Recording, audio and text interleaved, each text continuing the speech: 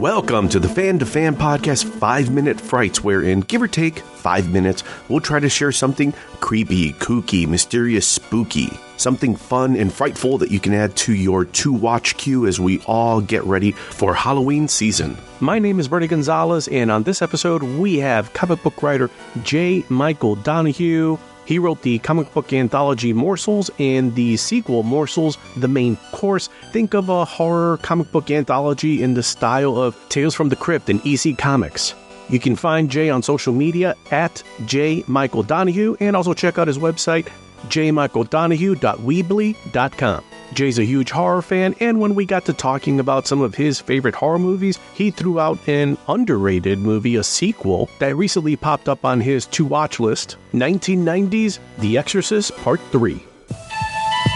The creator of the original Exorcist is back with a terror unlike any ever known.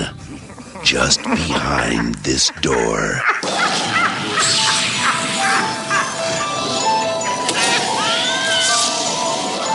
William Peter Blatty's The Exorcist 3.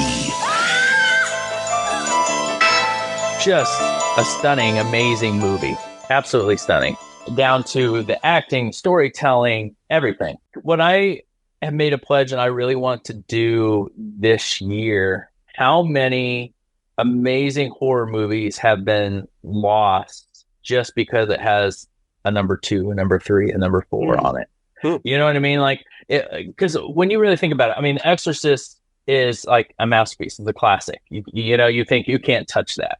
Sometimes you do have a Exorcist 2 where, you know, people are divided. But then you have something where it's Exorcist 3, which is just a phenomenal horror movie. You know, like it perfectly weaves in with the original and connects them, but feels like it's its own thing. Like it's not trying to redo the first one in any way. It's trying to do its own thing.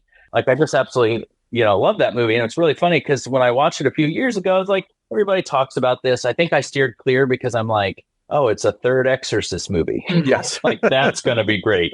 And it is. I mean, that was, bad on my part to just dismiss it. But I first watched it, I was like, okay, yeah, that's pretty good. Okay, I like things about it. Well, it needed to do this. But, like, I just rewatched it today, and there was just something about it. I don't know if there's a mood there. I'm just like, it just hit me harder. And I'm like, oh, okay, I see why people love this.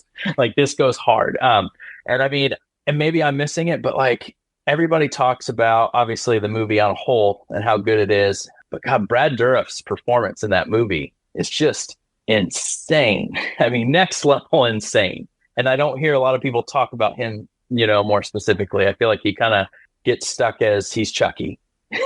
Yes. Isn't there like that one shot in the hallway? It almost gives me goosebumps to think about it because there's a cinematographer out there right now that's listening that's like, Bernie, you have no clue what you're talking about. And to that person, I would say, yes, you're right. But I know how it made me feel. And it's very like clinical and it's in a hospital. So no pun intended. Like these nurses are just... Sorry. Yes. Let me get a couch. But like these nurses are just walking across the hallway. And again, talk about timing. Like it's kind of setting this expectation for the viewer. Something should be happening. The scenes don't linger like this. And then all of a sudden, it's akin to the shot in the first movie where Reagan is going through the possession and all of a sudden you see the shot. Did I see it? Did I dream it? Was that demon face there? But it was thrown in there with just enough timing that it makes you a bit unsettled. And that hallway shot, I always remember from the third one thinking, whoa, like that was so well done. That's where, again, even if you're watching the third Exorcist movie, when you could arguably, say, should there be a second, let alone a third Exorcist movie? It's like, but when you do it right. So batshit crazy. It's bonkers. Yeah. It's doing. Bonkers. You're like, I love it. And then other people are like, why? And why would you do that? Friedkin apparently was not very nice about that movie. I heard he was also not nice about a lot of things, but he had earned all the want to hold credibility. his opinion back on too much.